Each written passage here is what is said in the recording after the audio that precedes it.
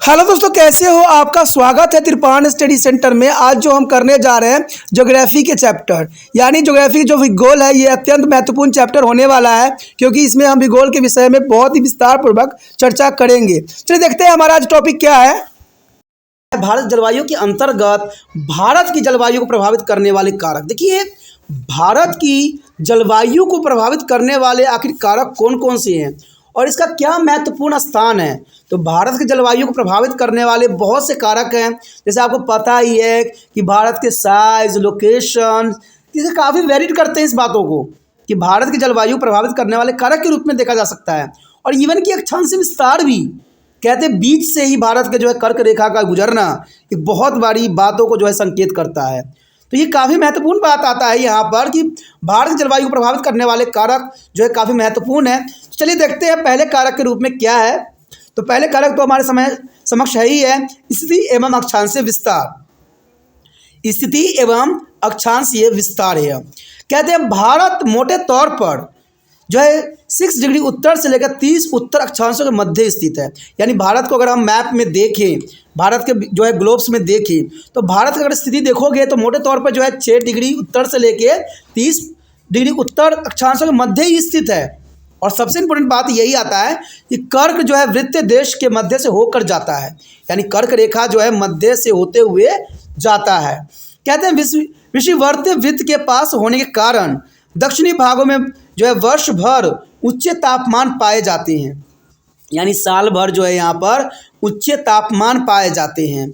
और दूसरी ओर जो है उत्तरी भाग गर्म शीतोष्ण पेटी में स्थित है। देखिए, ये बहुत काफ़ी महत्वपूर्ण बात है कि दूसरी ओर उत्तर भाग में जो है गर्म शीतोष्ण पेटी स्थित है।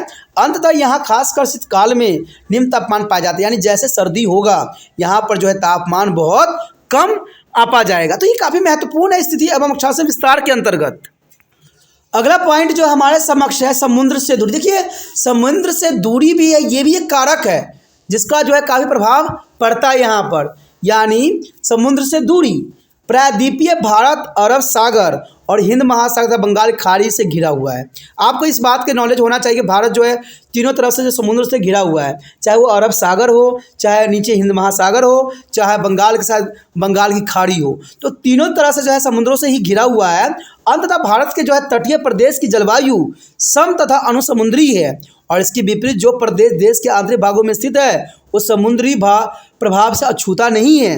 तभी तो देखा गया है कि आपने देखा भी था कि बहुत काफ़ी महत्वपूर्ण बात कि समुद्री क्षेत्र में होने के कारण वर्षा जो होती है काफ़ी होने जा जाती है और फलस्वरूप उन प्रदेशों की जलवायु अति विषम और महाद्वीपीय होती है। यानी विषम का मतलब होता है दोस्तों कि ये सम नहीं है, यानी लोगों के फेवरेबल नहीं है, उनको ये सहने लायक नहीं है टेम्परेचर। ठीक है, तो ये काफ़ी महत्वपूर्ण बात यहाँ दर्शाया गया है। यहाँ पर जो अगला पॉइंट आया है उत्तरीय पर्वतीय श्रेणी। देखिए, भारत को अगर इतनी विशेषताओं वाला माना जाता है तो उसका सबसे बड़ा कारण है पर्वतीय श्रेणी। कहते हैं पर्वत का होना भारत के लिए एक वरदान सिद्ध है, क्योंकि ये जो है बाहर से आने वाले हवाओं को रोकती है और कई मुसीबतों से भारत को जो है बचाती भी है। और आप इस बात से जो है भली भांति परिचित हो, क्योंकि भारत के अगर उत्तर क्षेत्र में देखोगे तो हिमालय से घिरा हुआ है और कहते हैं कि हिमालय के क्षेत्र में दरारों होने के कारण जो है बहुत से आक्रमणकारी को जो है बहुत से समस्याओं को सामना भी करना पड़ा। तो ये जो है उत्तरी पर्वतीय श्रेणी जो है काफ़ी महत्वपूर्ण रखता है यहाँ पर कारक के रूप में कि हिमालय व उसके साथ की श्रेणियाँ जो है उत्तर पश्चिमी में कश्मीर से लेकर उत्तर पूर्व में अरुणाचल प्रदेश तक ये फैली हुई है। अब भारत का शेष दक्षिण से अलग करती है और ये श्रेणी जो है शीतकाल में मध्य एशिया से आने वाली अत्यधिक जो है ठंडी और शुष्क पवनों से भारत की रक्षा करती है। मैंने पहले ही बताया था कि ये जो है मध्य एशिया से आने वाली ठंडी और शुष्क पवनों से भारत की रक्षा करती है, यानी भारत में प्रवेश होने से जो है रोकती है। और कौन रोकती है? पर्वत श्रेणियाँ। कहते हैं साथ ही वर्षादायिनी दक्षिण पश्चिमी मानसून पवनों के सामने एक प्रभावी अवरोध भी बनती है, क्योंकि ये जो होते हैं पर्वतों से टकरा के आपस रिटर्न हो जाती है ताकि वो भारत के उत्तरी सीमाओं के पार न कर सके। और इस प्रकार ये श्रेणी जो है भारतीय उपमहाद्वीप तथा मध्य एशिया के बीच एक जलवायु विभाजक कार्य करती है। तो उत्तर पर्वतीय श्रेणी जो है काफ़ी महत्वपूर्ण है यहाँ पर है और ये भारत का एक तरह से देखा जाए तो सुरक्षा कवच के रूप में जाना जा सकता है। उसके पश्चात हमारे समक्ष है स्थलकृत। देखिए, स्थलकृत बहुत काफ़ी महत्वपूर्ण रहता है, क्योंकि स्थलकृत का मतलब ही होता है स्थल। देश के विभिन्न भागों में स्थलकृत जो है लक्षण वहाँ के तापमान, वायुमंडलीय दाब, पवनें, की दिशा तथा वर्षा की मात्रा को काफ़ी प्रभावित करती है। पिछले पाठ में दिए गए असलकृत लक्षणों को दिखाने वाले मानचित्र का अध्ययन कीजिए तथा असलकृत तापमान, पवनों की दिशा तथा वर्षा की मात्रा में विद्यमान पारंपरिक संबंधों के इस पाठ में दिए गए हैं। कहते जलवायु मानचित्र की मदद से स्वयं ही ज्ञात कीजिए और जानने की कोशिश कीजिए कि इतना कहाँ संस्कृति इसके फेवर में है। इसके आपको यह समझने में मदद मिलेगी कि पश्चिमी घाट के पूर्व में स्थित कर्नाटक व तमिलनाडु आंतरिक भागों की तुलना में पश्चिमी तटीय मैदान में वर्षा अधिक होती है। तो ये काफ़ी महत्वपूर्ण बात यहाँ दर्शाया। आप यह भी समझ जाएंगे कि दक्षिण पश्चिमी मानसून की बंगाल की खाड़ी की शाखा दो भागों में विभक्त हो जाता है। और क्यों होता है? इसकी एक शाखा गंगा घाटी के साथ साथ और पश्चिमी की ओर बढ़ती है तथा दूसरा ब्रह्मपुत्र घाटी के साथ साथ पूर्व की ओर चलती है, जो कि काफ़ी महत्वपूर्ण बात दर्शाता है। पहला शाखा बंगाल की घाटी के साथ चलता है, दूसरा ब्रह्मपुत्र घाटी के साथ चलता है। ठीक है, काफ़ी महत्वपूर्ण बात है ये। अपने एटलस में मेघालय पठार के दक्षिण किनारों पर स्थित कीप के आकार की चेरापूंजी घाटी है तथा उसके पास मेजोसिराम की स्थिति ज्ञात कीजिए। देखिए, ये बात आपके लिए काफ़ी महत्वपूर्ण होता है कि मेजोसिराम आखिर इस नाम को क्यों यहाँ पर लिया गया।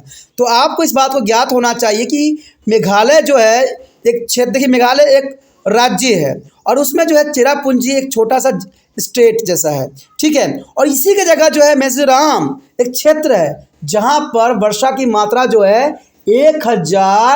1080 रिकॉर्ड सेंटीमीटर रिकॉर्ड की गई है, जो कि कहा जाता है कि पूरे विश्व में ये सबसे अधिक रेनफॉल होने वाला स्थान है। तो देखिए, ये कई बार कंपटीशन के एग्ज़ामों में ये क्वेश्चन पूछ लिया जाता है कि वो कौन सा विश्व में क्षेत्र है जहाँ पर सबसे अधिक वर्षा रिकॉर्ड की गई है। तो ये आपके लिए काफ़ी महत्वपूर्ण क्वेश्चन बन जाता है कि मेजोसिराम एक ऐसा जगह है जो कि इंडिया में है, मेघालय में है, चेरापूंजी स्थान है, वहाँ पर सर्वाधिक वर्षा होती है। और इसको आपको समझने की सूत्र प्राप्त होगी कि मिजोरम संसार की सर्वाधिक वर्षा वाला स्थान क्यों है। तो आपको समझ में आ गया होगा, क्योंकि यहाँ पर 1080 सेंटीमीटर वर्षा होती है, जो कि बहुत काफ़ी महत्वपूर्ण बात को दर्शाई गई है।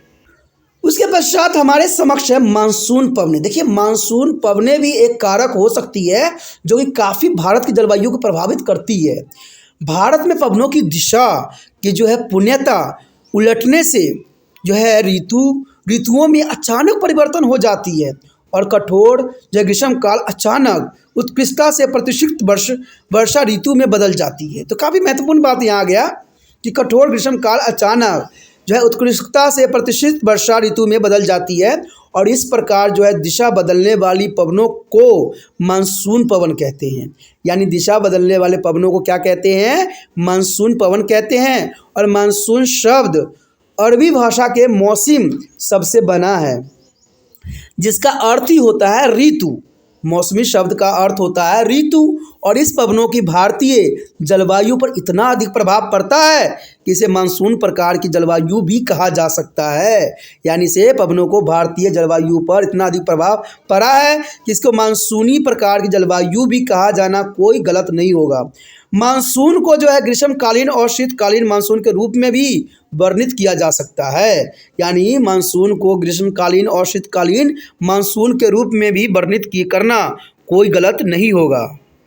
और साथ में इसको दो भागों में बांटना भी गलत नहीं होगा, क्योंकि अगर हम बात करें उत्तरी पूर्वी मानसून एवं उसका प्रभाव का, तो ये साफ दर्शाता है कि शीतकाल में मौसमी दशाएं सामान्यतः उपमहाद्वीपों के उत्तरी पश्चिमी भाग में विकसित उच्च दाब क्षेत्र के द्वारा काफ़ी प्रभावित होती है और परिणाम स्वरूप इस प्रदेश में ठंडी शुष्क पवनें दक्षिण के प्रायद्वीपीय भारत के घेरे हुए जलीय भागों पर फैले निम्न दाब क्षेत्रों की ओर चलने लग जाती है, क्योंकि ये पवनें ठंडी एवं शुष्क होती है, यानी कोल्ड एंड ड्राई होती है, अंततः वर्षा नहीं करती है तथा इस पवनों के प्रभाव से मौसमी दशाएं ठंडी एवं शुष्क रहती है। कहते हैं उत्तरी पूर्वी मानसून पवनें बंगाल की खाड़ी से गुजरते हुए आर्द्रता ग्रहण कर लेती है, यानी ह्यूमिडिटी ग्रहण कर लेती है। और ह्यूमिडिटी के कारण आपको पता ही है, पसीने आते हैं लेकिन गर्म नहीं होती है। और कहते हैं कोरोमंडल तट पर वर्षा काफ़ी होती है। वास्तव में ये पवनें स्थायी या भूमंडलीय पवनें हैं, जिन्हें उत्तरी पूर्वी व्यापारी पवन भी कहते हैं। यानी इन्हें उत्तरी जो है पूर्वी व्यापारी पवन के नाम से भी जाना जाता है। और ये भारत मूलतः जो स्थलीय पवनें हैं, जो कि काफ़ी महत्वपूर्ण बात है। दूसरा पॉइंट यही दर्शाता है इसके अंतर्गत कि दक्षिण पश्चिमी मानसून एवं उसका क्या प्रभाव देखने को मिलता है। देखिए, ग्रीष्म काल में भारत का जो है उत्तर पश्चिमी भाग जो है ऊंचे तापमान के कारण अधिक गर्म हो जाता है। ऊंचे तापमान के कारण अधिक गर्म हो जाता है और इस समय जो है सूर्य की स्थिति उत्तरी गोलोध में होती है, यानी सूर्य की स्थिति जो होती है उत्तरी गोलोध में पाई जाती है। और इसके परिणाम स्वरूप न केवल उत्तर पश्चिमी भारत में बल्कि प्रायद्वीप को घेरने वाली जलीय भागों में भी वायुमंडलीय दशाएं एकदम उलट जाती है। परिणाम स्वरूप क्या होता है, उत्तरी पूर्वी व्यापारी पवनों का स्थान दक्षिण पश्चिमी पवनें ले लेती है। देखिए इसका प्रभाव क्या, बहुत इंपॉर्टेंट प्रभाव पड़ा कि उत्तर पूर्वी व्यापारी पवनों का स्थान जो है दक्षिण पश्चिम मानसून पवनें ले लेती है, क्योंकि ये पवनें गर्म समुद्र के ऊपर से बहने के कारण अद्र हो जाती है। अंततः आर्द्रता से लदी हुई ये पवनें भारत के अधिकांश भागों में दूर दूर तक भारी वर्षा करती है और इन दक्षिणी पश्चिमी मानसून पवनों को वर्षा ऋतु के नाम से जाना जाता है और इसकी अवधि जून से सितंबर तक की होती है। देखिए काफ़ी महत्वपूर्ण बात है कि इसकी अवधि जून से सितंबर तक होती है। उसके पश्चात जो है कारक के रूप में उत्तरी वायु परिसंचलन, देखिए ये काफ़ी महत्वपूर्ण बात आता है कि उत्तरी वायु परिसंचलन क्या है, ये कारक के रूप में है। भारत में मानसून के अचानक आगमन का एक अन्य कारण भारतीय भूभाग के ऊपर वायु परिसंचलन में होने वाले परिवर्तन भी है। और कहते हैं ऊपरी वायुमंडल में बहने वाली जो है जेट वायु धाराओं भारतीय जलवायु को विभिन्न प्रकार से काफ़ी प्रभावित करती है, इसमें कोई दो राय नहीं है। पहला तो प्रभाव यही देखने को मिलता है कि पश्चिमी जेट वायु धारा था उसके प्रभाव, देखिए काफ़ी महत्वपूर्ण पॉइंट हो सकता है कि शीतकाल में जो है समुद्र तट के लगभग 8 किलोमीटर की ऊंचाई पर जो है पश्चिमी जेट वायु धारा अधिक तीव्र गति से समशीतोष्ण और कटिबंधीय के ऊपर चलती रहती है और ये जेट वायु धारा जो है हिमालय की श्रेणियों द्वारा 2 भागों में विभाजित हो जाती है और इस जेट वायु धारा की उत्तरी शाखा इस अवरोध के उत्तरी सिरे के सहारे चलती ही रहती है। दक्षिण शाखा हिमालय श्रेणी के दक्षिण में 25 सेल्सियस उत्तर अक्षांश के ऊपर और पूर्व की ओर चलती है। कहते हैं मौसम विज्ञानियों का ऐसा विश्वास है कि यह शाखा जो है भारत की शीतकालीन जो है मौसमी दशाओं को काफ़ी प्रभावित करने में महत्वपूर्ण भूमिका निभाती है। तो ये काफ़ी महत्वपूर्ण बात है। ये जो है जेट वायुधारा भूमध्य सागरीय प्रदेशों से पश्चिमी विक्षाभों को भारतीय उपमहाद्वीपों में लाने के लिए उत्तरदायी भी होती है और कहते हैं उत्तर पश्चिमी मैदानों में होने वाली शीतकालीन वर्षा तथा ओलावृष्टि तथा जो है पहाड़ी प्रदेशों में कभी कभी होने वाली भारी हिमपात इन्हीं जो है विक्षोभों का परिणाम ही होता है। तत्पश्चात संपूर्ण उत्तरी भारत में शीत लहरें चलती रहती है, पूरे देखा जाए तो संपूर्ण उत्तर मैदान में शीत लहर चलती है इस समय के दौरान। उसके पश्चात है पूर्वी जेट वायुधारा था उसके प्रभाव। देखिए पूर्वी जेट वायुधारा का क्या प्रभाव पड़ता है, तो ये भी काफ़ी इंपॉर्टेंट बात रखता है कि ग्रीष्म काल में सूर्य की उत्तरी गोलोध में जो है लंबवत होने के कारण ऊपरी वायु परिसंचरण में जो है उलटफेर हो जाती है। देखिए काफ़ी महत्वपूर्ण बात है कि शीतल काल में सूर्य की उत्तरी गोलोध में लंबवत होने के कारण जो है ऊपरी वायु परिसंचरण में जो है उलटफेर हो जाती है और पश्चिमी जेट वायुधारा के स्थान पर पूर्वी जेट वायुधारा चलने लग जाती है। तो ये काफ़ी महत्वपूर्ण है कि पश्चिमी जेट वायुधारा के स्थान पर कौन चलने लग जाती है, पूर्वी जेट वायुधारा चलने लग जाती है। और तिब्बत के पठार के गर्म होने के कारण पश्चिमी जेट उत्तर की ओर खिसक जाती है और इसके परिणाम स्वरूप दक्षिणी भाग में पूर्वी ठंडी जेट वायुधारा विकसित हो जाती है और यह 15 डिग्री उत्तरी अक्षांश के आसपास महाद्वीपीय भारत के ऊपर चलती है। यह दक्षिणी पश्चिमी मानसून पवनों के अचानक आने में काफ़ी मदद करती है। उसके पश्चात है पश्चिमी विक्षोभ तथा उष्णकटिबंधीय चक्रवात। देखिए काफ़ी महत्वपूर्ण यहाँ पॉइंट आया है कि पश्चिमी विक्षोभ तथा उष्णकटिबंधीय चक्रवात। कहते हैं पश्चिमी विक्षोभ भारतीय उपमहाद्वीप में पश्चिमी जेट प्रभाव के साथ जो है भूमध्य सागरीय प्रदेश से आते हैं और यह देश के उत्तरी मैदानी भाग व पश्चिमी हिमालय प्रदेशों की शीतकालीन मौसमी दशाओं को काफ़ी प्रभावित करती है। तो ये काफ़ी महत्वपूर्ण बात है और ये शीतकाल में थोड़ी वर्षा लाते हैं और यह थोड़ी सी वर्षा भी जो है उत्तरी मैदान में गेहूं की खेती के लिए बहुत ही लाभकारी सिद्ध भी होता है, यानी गेहूं की खेती के लिए ये आदर्श जो है समय होती है। उष्णकटिबंधीय चक्रवात जो है बंगाल की खाड़ी में पैदा होती है और इन चक्रवातों की तीव्रता तथा जो है दिशा पूर्वी तटीय भागों की मौसमी दशाओं को अक्टूबर, नवंबर और दिसंबर में काफ़ी प्रभावित करती है।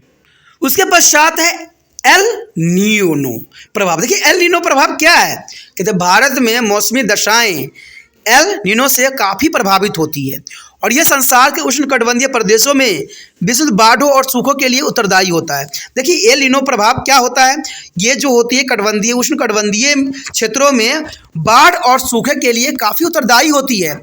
एल नीनो एक जो है सक्रिय गर्म समुद्री जलधारा है जो कभी कभी दक्षिण अमेरिका के जो है पेरू तट से कुछ दूरी पर दिसंबर के महीनों में दिखाई देती है। कहते हैं पेरू जो है ठंडी धारा के सामान्यतः इस तट के सहारे बहती है के स्थान पर यह अस्थायी धारा के रूप में बहने लग जाती है, जो कि काफ़ी महत्वपूर्ण है।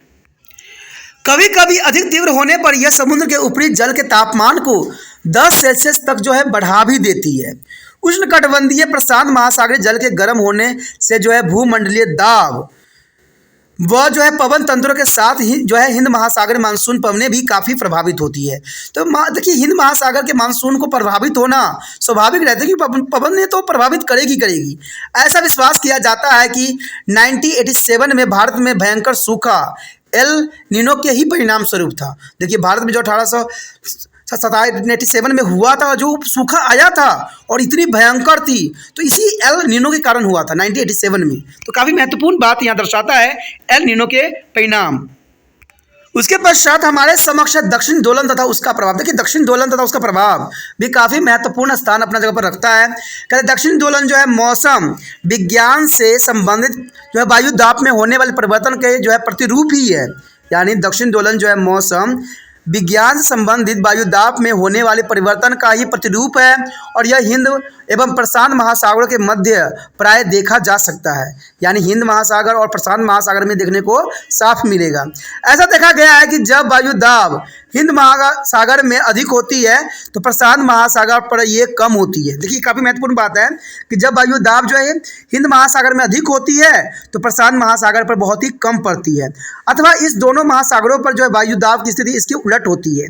जब वायु दाब प्रशांत महासागरीय क्षेत्र पर अधिक होती है जो है हिंद महासागर पर निम्न या कम होती है तो भारत में दक्षिण पश्चिम मानसून अधिक कमजोर होती है और इसके विपरीत पश्चिम में मानसून के ताकतवर होने का काफ़ी आसार भी हो जाते हैं। यानी काफ़ी ताकतवर जो है मानसून यहाँ पर हो जाता है। तो ये काफ़ी महत्वपूर्ण पॉइंट था जिसके जो कारक के बारे में हमने विस्तारपूर्वक चर्चा की है और उनके बारे में जो है इनपुटता को भी दर्शाया। तो दोस्तों काफ़ी महत्वपूर्ण टॉपिक था, इसको जानना समझना आपके लिए बहुत अच्छा रहता है। अगर आपको ये बात समझ में अच्छे से आ गया है तो जितना हो सके इस वीडियो को जो है दूसरे बच्चे तक पहुंचाने में आपने तिरपान सेंटर का हेल्प करना है और इसके लिए कुछ भी नहीं करना है, सिर्फ क्या करना है यूट्यूब से लिंक को कॉपी करना है और व्हाट्सएप स्टेटस पे लगा देना है। देखिए तिरपान सेंटर एक बात हमेशा कहता है, इसको आपको समझना चाहिए कि कभी वीडियो को अधूरा मत देखिए, ठीक है, क्योंकि अधूरा जानकारी खतरनाक होता है और मैं नहीं चाहता कि अधूरा जानकारी के साथ जो बच्चे मेरे साथ जुड़े हैं वो अधूरा जानकारी के साथ रहें।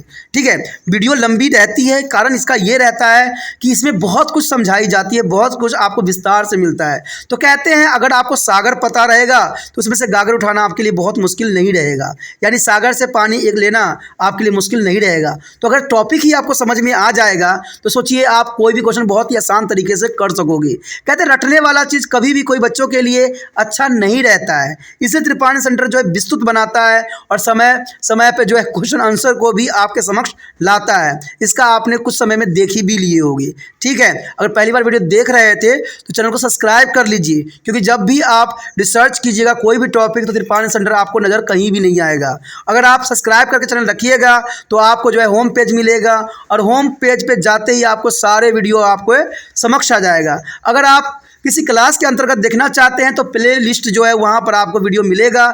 जो क्लास में आप पढ़ते हो उस क्लास के वीडियो को देखिए, समझिए और अच्छे अंक प्राप्त कीजिए।